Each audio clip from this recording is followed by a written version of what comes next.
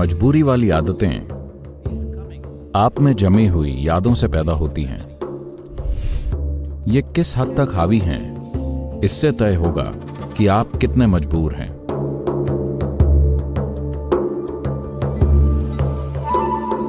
मेरा सवाल मजबूरी भरी आदतों के बारे में है। खाने की आदतें, ड्रग्स की आदतें, भावनात्मक मजबूरियां, जीवन की हर मजबूरी। और ये उस शोर और अशांति से कैसे जुड़ा है, ये जो हमारे अंदर है, हमारे अंदर का ये शोर हमारी आदतों के रूप में कैसे बाहर आता है। देखिए, जिसे आप आदतें कहते हैं, Generally, people only recognize compulsive physical behavior. आमतौर पर लोग सिर्फ शरीर की मजबूरी भरी आदतों को ही पहचानते हैं। किसी को शराब की लत है, किसी को किसी दूसरी चीज की लत है, किसी व्यक्ति को दूसरों का अपमान करने या कुछ नकारात्मक करने की आदत है और वो उससे दूर नहीं हो पाते। पर हमें थोड़ा और गहराई से देखना चाहिए। हमारे उठने और बैठने में भी आदतों की मजबूरी मौजूद है। अगर आप हठ योग का अभ्यास कर रहे हैं तो शायद धीरे धीरे आपके उठने और बैठने का तरीका एक सचेत प्रक्रिया बन रहा है, वरना यह ज्यादातर आदतों से होता है। अगर हम आपकी परछाई देखें, आप कैसे बैठते हैं, तो हम लगभग जान जाएंगे कि ये कौन है, क्योंकि आप एक खास तरीके से बैठते और खड़े होते हैं। क्या आपने गौर किया है? सभी के अलग अलग मजबूरी भरे पैटर्न होते हैं। मजबूरी वाली आदतें आप में जमी हुई यादों से पैदा होती हैं। आप इसे वंश से जुड़े पैटर्न या कर्म कह सकते हैं, आप इसे कई नाम दे सकते हैं, पर मूल रूप से यादों ने आपके जीवन को जकड़ लिया है। What spiritual process means is to create an awareness, to become conscious in such a way that we override the memory. आध्यात्मिक प्रक्रिया का मतलब है जागरूकता पैदा करना। इस तरह से जागरूक होना कि हम पुरानी यादों से ऊपर उठ जाएं, न सिर्फ व्यवहार या भोजन की आदतों की छोटी मजबूरियों से, बल्कि जीवन की बहुत ही बुनियादी मजबूरी से भी, जो हमें जीवन और मृत्यु की चक्रीय प्रक्रिया में फंसाती है। सबसे बड़ी मजबूरी को हराना यानी जन्म लेने की इच्छा और जीवन व मृत्यु प्रक्रिया से परे चले जाना। मुक्ति शब्द से हमारा मतलब है, मुझे पता है कि आज मुक्ति चॉकलेट और आइसक्रीम मिलती है, But it's okay, they're making the word popular. At least that way you use the word. पर ठीक है, वो इस शब्द को लोकप्रिय बना रहे हैं, कम से कम इस बहाने आप वो शब्द बोलते हैं। तो मूल रूप से मजबूरी भरी आदतें होना यानी कोई चीज चक्र में चल रही है, आप उन चक्रों को तोड़ नहीं पा रहे हैं जो आपके मन में, आपकी भावनाओं में, आपकी ऊर्जा में या आपके शरीर के व्यवहार में मौजूद हैं। शायद आप केवल अपने बर्ताव के पैटर्न को देख रहे हैं, आपके व्यवहार की मजबूरी भरी प्रवृत्ति। आप अपने विचारों की आदतों पर तब तक ध्यान नहीं देते हैं जब तक ये बहुत बड़ी परेशानी न बन जाए। आपकी भावनाओं, आपकी ऊर्जा पैटर्न्स की मजबूरी भरी प्रवृत्ति और सबसे बढ़कर आपके अस्तित्व की मजबूरी भरी प्रवृत्ति। जीवन का हर पहलू यादों से प्रभावित होता है। ये जिस हद तक हावी होगा, उसी हिसाब से आदतें आपको मजबूर करेंगी। It is like शायद मैंने कुछ समय पहले कहा था,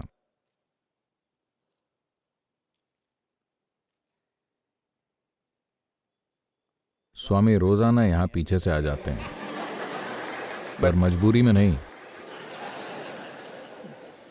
जब हेडफोन पर वो सुनते हैं कि मेरी आवाज कुछ वैसी हो रही है तो वो मुझे एक गर्म ड्रिंक देते हैं, जिसे मैं कभी कभी पीता हूं और कभी कभी नहीं पीता। पर आप इसे एक मजबूरी वाली आदत बना सकते हैं, यानी हर दिन 2 बजे गर्म ड्रिंक, आपको जरूरत हो या ना हो। इसे कहते हैं अच्छी आदतें बनाना।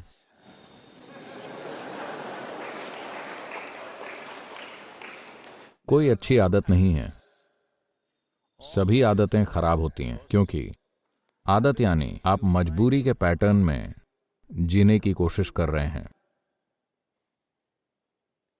प्यास लगने पर आप पानी पीते हैं। नहीं, ऐसे नहीं। डॉक्टर आपको कहेंगे रोजाना 3 लीटर पानी पीजिए, फिर आधा समय आप टॉयलेट में मिलेंगे।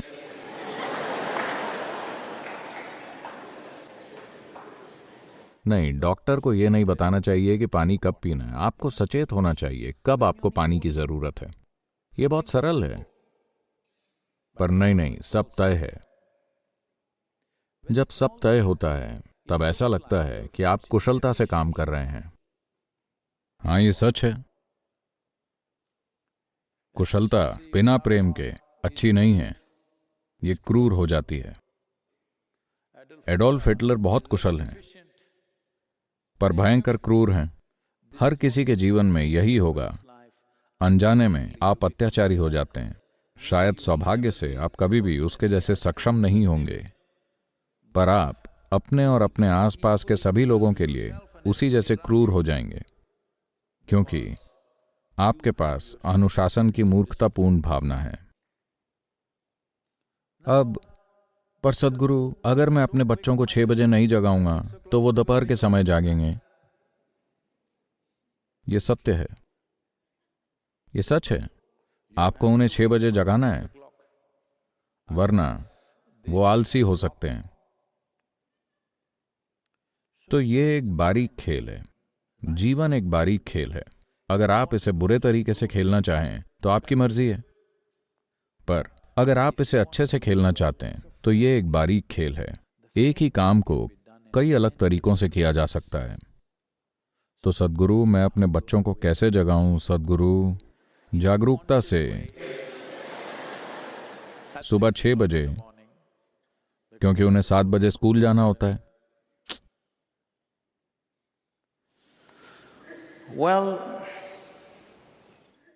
दुनिया में ऐसी कई स्थितियां हैं जो पूरी तरह से हम नहीं बनाते, पर हमें उनसे जुड़ना पड़ता है, वरना हम हर चीज से अलग थलग पड़ जाएंगे। हमें बच्चे को 7 बजे स्कूल भेजने के लिए जगाना है। ऐसा हुआ 6 बजे नहीं, 7 बजे एक मां सुबह से 10वीं बार आई और अपने बेटे को झकझोर कर कहा, उठो, तुम्हें स्कूल जाना है। वो बोला, मम्मी, मुझे स्कूल में कोई भी पसंद नहीं करता। टीचर मुझे पसंद नहीं करते, कर्मचारी मुझे पसंद नहीं करते, बस ड्राइवर मुझसे नफरत करते हैं। मुझे स्कूल नहीं जाना है।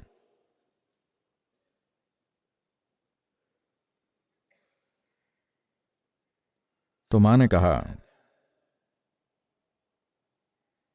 नहीं, तुम्हें जिम्मेदार होना चाहिए, तुमको स्कूल जाना ही पड़ेगा, आखिर तुम प्रिंसिपल हो।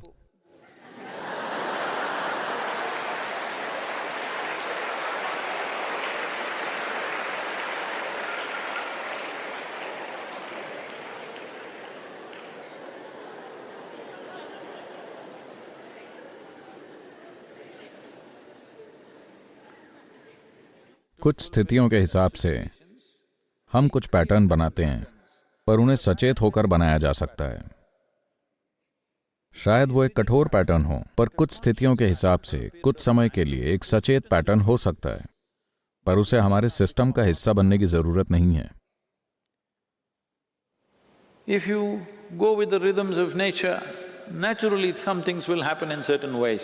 अगर आप प्रकृति के लय के साथ चलेंगे तो स्वाभाविक रूप से कुछ चीजें कुछ खास तरीकों से होंगी। क्या ये भी एक आदत नहीं है कि हर साल जून के महीने में मॉनसून आता है? क्या ये एक आदत नहीं है? आदत है। यही प्रकृति है, यही अस्तित्व की भौतिक प्रकृति है। इसके पैटर्न होते हैं, तयशुदा पैटर्न। दुर्भाग्य से मॉनसून भी थोड़ा सचेत हो रहा है और आ नहीं रहा है।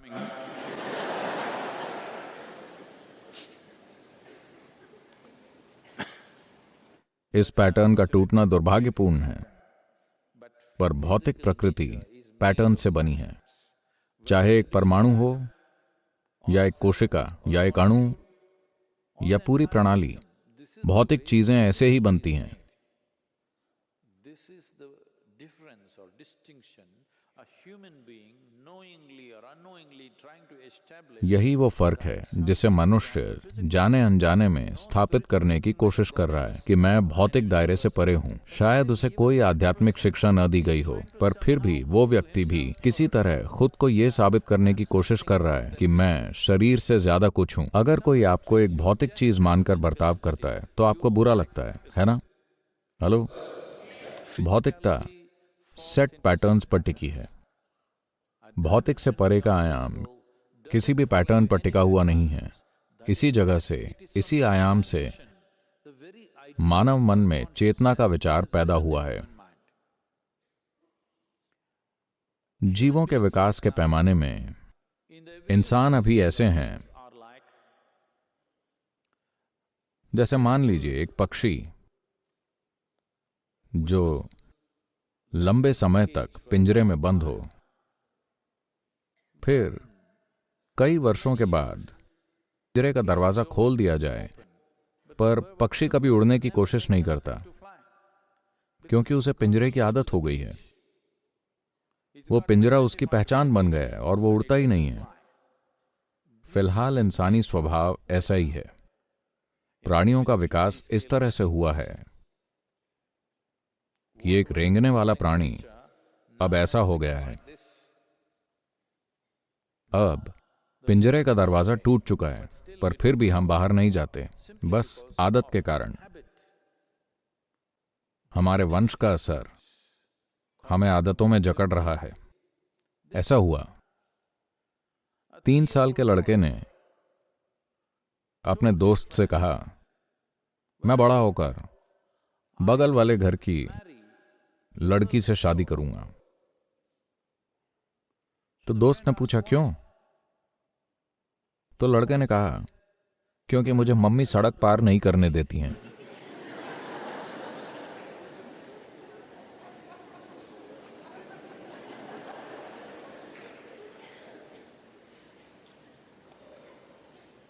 तो आदतें, इनसे लड़ने की या इन्हें जबरदस्ती हराने की कोशिश ना करें।